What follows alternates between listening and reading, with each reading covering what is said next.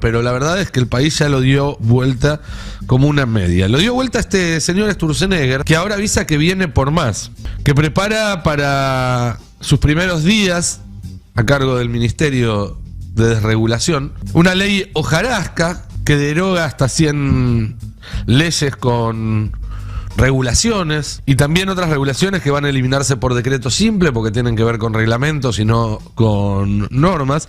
Va a avanzar en la apertura comercial a un nivel de profundidad, según dicen, como no se ha visto nunca en la Argentina. Va a tratar de eliminar las pasos. Se van a derogar leyes ambientales. Se va a avanzar en una reforma educativa que, entre otras cosas, va a permitir el arancelamiento universitario. Prepárense para la eliminación del Instituto Nacional del Teatro, del Fondo Nacional de las Artes, para el INCA, el INAMU o la Comisión Nacional de Bibliotecas Populares.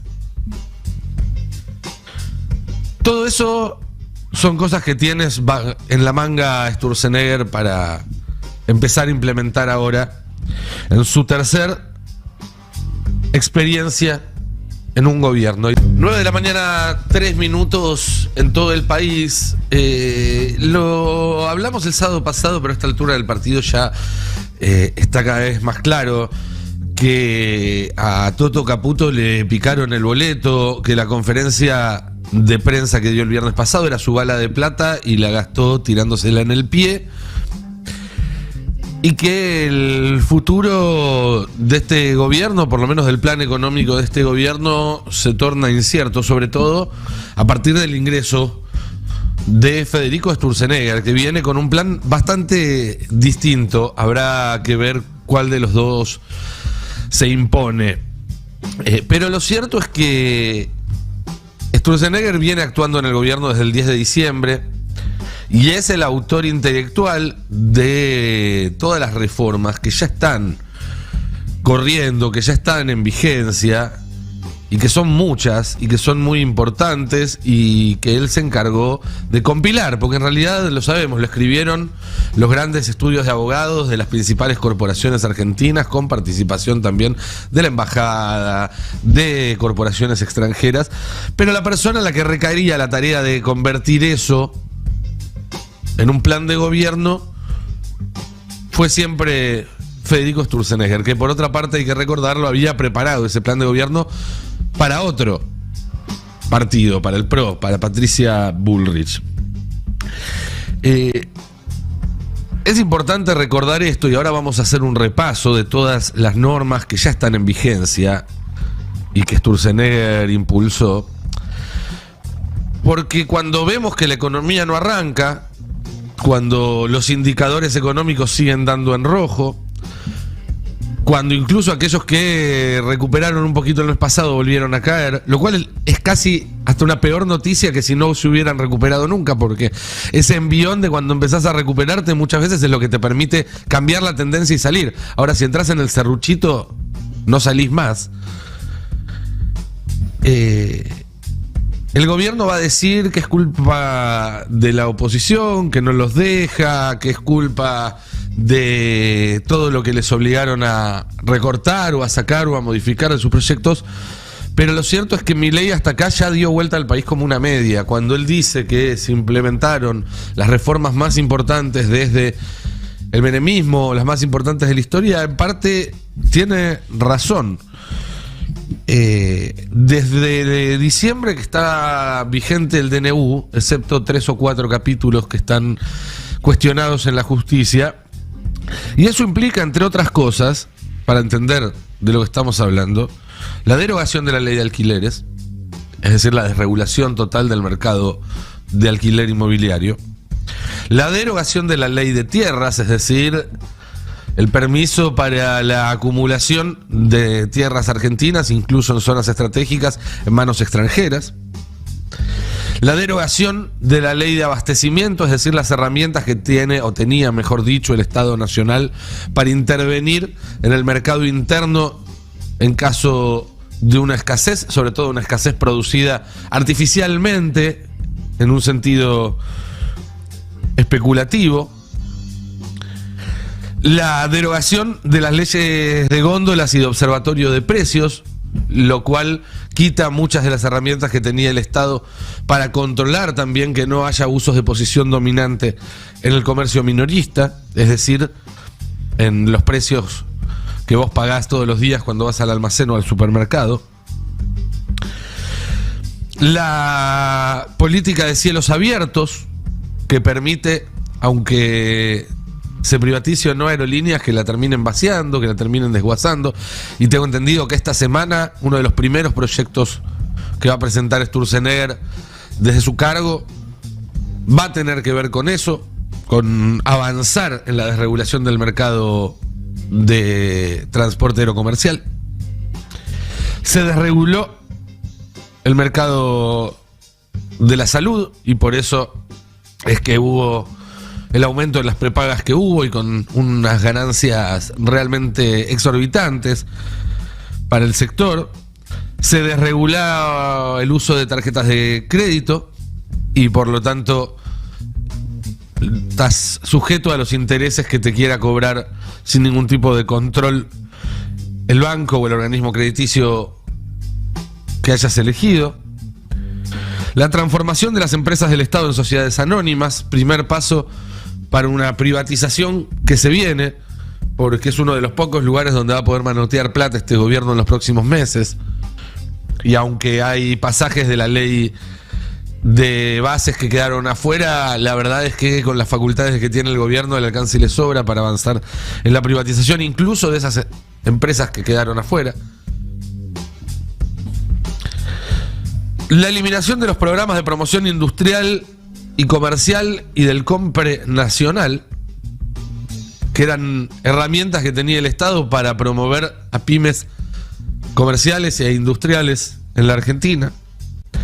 La derogación de regímenes jurídicos para industrias concentradas, como la azucarera, que da una serie de pautas que el mercado nunca va a poder plantear porque se trata justamente de actividades donde hay uno solo o dos actores predominantes. La eliminación del Sistema Nacional de Comercio Minero, que era el ya muy endeble sistema de control que había para la extracción y la explotación de productos de minería en la Argentina, donde, por ejemplo, los impuestos de exportaciones se pagaban en función de declaraciones juradas, sin controles. Bueno, ahora ni siquiera eso. Modificaciones al Código Aduanero y al régimen de comercio exterior que desregulan muchísimo los aranceles, las condiciones para importar y exportar. La modificación del Código Civil y Comercial para dar libertad contractual a las partes, es decir, que se van a poder pactar supuestamente entre privados cosas incluso por afuera de lo que establece la ley, como por ejemplo te van a poder contratar para un trabajo y decirte, mira, en vez de plata te vamos a pagar con otra cosa. Y la obligación de saldar en moneda extranjera las deudas contraídas en moneda extranjera, que obviamente limita las herramientas que tiene el gobierno para hacer frente a una crisis cambiaria, sobre todo si es de gran escala. Todo eso, y estoy mencionando solamente algunos de los cientos de artículos que están vigentes desde diciembre del DNU.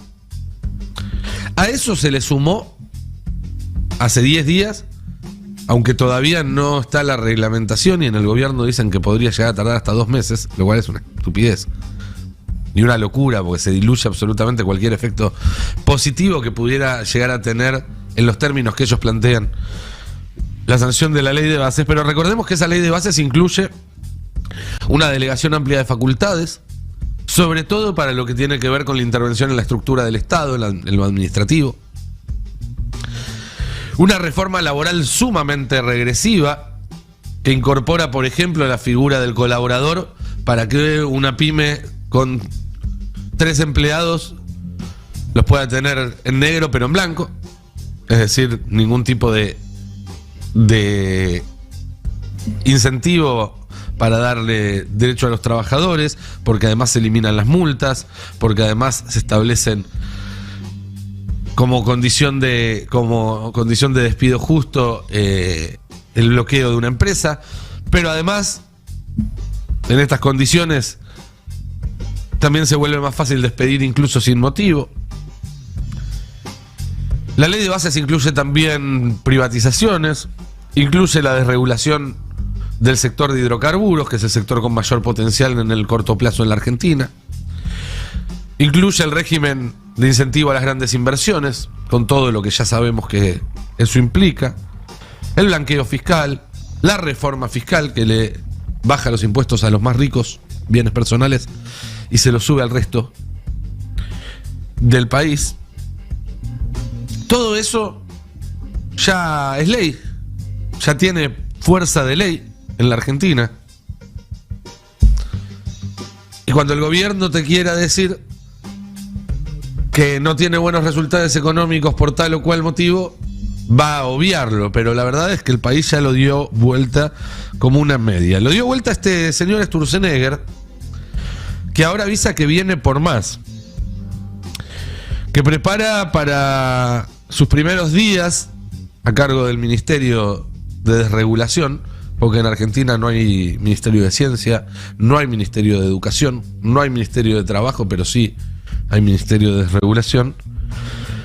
Una ley hojarasca que deroga hasta 100 leyes con regulaciones y también otras regulaciones que van a eliminarse por decreto simple porque tienen que ver con reglamentos y no con normas. Y esto tiene que ver con cosas que van desde el control ambiental, por ejemplo a la hora de instalar una planta, control bromatológico para aquellos que producen alimentos, remedios, controles de seguridad. Esa es la clase de normas que ponen trabas y aumentos de costos innecesarios, como dicen ellos, a la actividad privada y que Sturzenegger va a querer implementar en los próximos días. Va a avanzar en la apertura comercial a un nivel de profundidad, según dicen, como no se ha visto nunca en la Argentina. Y esto implica eliminación de aranceles para exportar e importar, pero también de controles sobre qué se exporta y sobre todo qué se importa y en qué condiciones. Para que se hagan una idea, digo, el ejemplo que da Sturzenegger, o uno de los ejemplos que da Sturzenegger cuando habla del tema, es el control para el transporte de fertilizante. El fertilizante, es cierto, se utiliza mucho en el agro argentino, y también es cierto que su transporte se hace bajo condiciones severamente reguladas, entre otras cosas porque puede ser utilizado como un ingrediente en la fabricación de explosivos. Por supuesto, si vos levantás todo tipo de control a la importación y transporte de fertilizante, el campo va a estar contento y va a ganar un margen de productividad así chiquitito.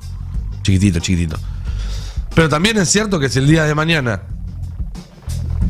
como dice este gobierno, tiene temor por actividad terrorista en la Argentina, bueno, no es lógico desregular esto. Y cuando hablo de este caso, pero también se podría hablar de elementos que se utilizan en la industria del narcotráfico para fabricar drogas. Bueno, todo eso se va a desregular. También va a avanzar en partes de la ley de bases que quedaron en el camino, justamente porque hubo una oposición o incluso aliados que le dijeron, miren, esto no. Pero, por ejemplo, la reforma electoral y política que aparecía en la versión original de la ley de bases va a tener un nuevo capítulo ahora, se va a volver a enviar al Congreso, se va a tratar de eliminar las PASO, se va a tratar de eliminar los límites al financiamiento de los partidos políticos por parte de empresas y de personas, entre otras cuestiones. Se van a derogar leyes ambientales, como la ley de fuegos, la ley de bosques, la ley de glaciares. Se va a avanzar en una reforma educativa que, entre otras cosas, va a permitir el arancelamiento universitario. Se va a avanzar en la derogación de la ley de competencia. Se va a avanzar en la derogación de la ley de defensa de la actividad librera. ¿Se acuerdan todas esas campañas que vimos en diciembre, en enero, de cada uno de los sectores que decía, miren que con esta ley nos destruyen, y aparecían todos los libreros diciendo, miren que si sacan esta ley no van a quedar librerías, y aparecían todos los... todas esas leyes las va a volver a poner sobre la mesa el gobierno. Por ejemplo, la desregulación de la venta de entradas para espectáculos va a legalizar la reventa. Prepárense para la eliminación del Instituto Nacional del Teatro, del Fondo Nacional de las Artes, para el INCA, el INAMU o la Comisión Nacional de Bibliotecas Populares. Todo eso son cosas que tienes en la manga Sturzenegger para empezar a implementar ahora en su tercer experiencia en un gobierno. Y las dos anteriores no terminaron bien. Esta semana estuve leyendo diarios viejos. Esa es una de las cosas que más me gusta de internet. Ir a leer qué se decía en la época, en el momento, sobre algunos sucesos que nos van quedando lejos en la historia. Y fui a marzo del 2001, cuando Domingo Cavallo asume como ministro de Economía de la Rúa con un jovencísimo, tenía menos de 35 años, Federico Sturzenegger, que era su mano derecha, era su secretario de Finanzas, pero fue el que ideó e implementó toda la política económica de esa etapa de Cavallo, que ya era más político en ese momento, si bien sigue siendo un técnico, pero que se dedicó en esa etapa como ministro de Economía a buscar apoyos políticos para lo que estaba tratando de hacer, mientras que el que tenía el diseño y la ejecución del plan en sus manos era Federico Sturzenegger. ¿Saben qué pasó? A pocos días de que asumiera Sturzenegger con Cavallo en el gobierno de la Rúa, el Congreso aprobó facultades delegadas al Poder Ejecutivo. No al presidente, o sea, sí al presidente, pero el que las terminó utilizando fue un ministro. Cavallo en ese momento, Sturzenegger ahora. Cualquier semejanza no es casualidad. ¿Cuál era el eslogan de ese programa de gobierno? Déficit cero. ¿Cuál es el eslogan de este programa de gobierno? Superávit, que es básicamente que decir lo mismo que déficit cero. ¿Y qué significa eso en la práctica? Bueno, que con lo que se recauda todos los meses, primero se pagan las deudas y después con lo que sobra se paga el resto de los gastos del Estado. Y así fue como se terminó en un recorte nominal del 13% de los salarios estatales y de las jubilaciones. Pero además, en lo que se llamó megacanje, lo que hizo también fue darle a los bancos letras del Tesoro que tenían como garantía la recaudación de impuestos. ¿Les suena? Es exactamente lo mismo que está queriendo hacer ahora el gobierno. Pero claro, ¿qué pasó? La recaudación de impuestos se desplomó porque la actividad se desplomó y esos papelitos no alcanzaban a cubrir todos los depósitos. Cuando la gente fue a sacar la plata del banco, bueno, ya conocemos el final de esa historia. Sturzenegger 1, podríamos decirle. Parte 1. Sturzenegger parte 2 fue con Macri. Asumió en diciembre de 2015 como presidente del Banco Central y se fue a mediados de 2018, cuando ese plan económico ya estaba estalladísimo. Ya habíamos ido al fondo, ya había devaluado, ya se habían fugado 15.000, 20.000 millones de dólares. Claro, esa vez lo que hicieron fue sacar el cepo de golpe, pero mantener el gasto fiscal que tenía el gobierno anterior. Incluso lo aumentaron. Es decir, fueron de shock en términos monetarios y gradualistas en términos fiscales. Exactamente lo contrario a lo que están haciendo ahora, donde implementaron un shock durísimo fiscal y fueron a cero prácticamente, utilizando todas las trampas que ya conocemos y demás, pero fue realmente un shock fiscal muy muy fuerte. Pero a la vez no están tocando, o apenas están tocando un 2% mensual el dólar. Es decir, shock fiscal, gradualismo monetario, todo lo contrario. Porque claro, no son boludos. Ellos saben que si hacen lo que dicen que hay que hacer todos juntos, se va todo a la mierda. Y entonces están tratando de buscarle la vuelta para que funcione, haciendo primero una cosa y no la otra, pero se dan cuenta de que una vez que hicieron la primera no pueden hacer la segunda, porque si la sueltan se va todo al carajo. Y la segunda vez haciendo la otra y no una. Cuando la realidad demuestra que aunque lo hagas en cámara lenta, que es lo que pareciera que están queriendo hacer ahora, las cosas se van a la mierda igual, solo que quizás en cámara un poquito más lenta. Y a Macri este experimento le duró 2 años y medio. A Milei se le están prendiendo fuego los papeles en solamente 6 meses. Pero hay una explicación a esto, y la da el propio Sturzenegger, que es un tipo que le gusta mucho dar conferencias, reunirse con empresarios. Es un tipo académicamente muy formado y al que le gusta repartir su supuesta sabiduría y que lo aplaudan y le digan, mira vos, qué barbaridad. Y en las últimas conferencias que dio, repitió varias veces un mismo ejemplo. Como la mayoría de este gobierno está fascinado con Elon Musk. Están todos embobados con Elon Musk.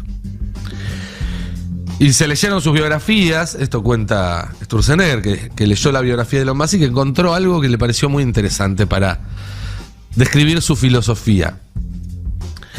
Cuenta Sturzenegger que cuando Elon Musk empieza con SpaceX, que es su compañía de viajes al espacio, un ingeniero le plantea que antes de hacer las pruebas había que hacer un montón, antes de probar, digamos, del despegue de un artefacto, había que hacer un montón de test para ver que estuviera todo en orden.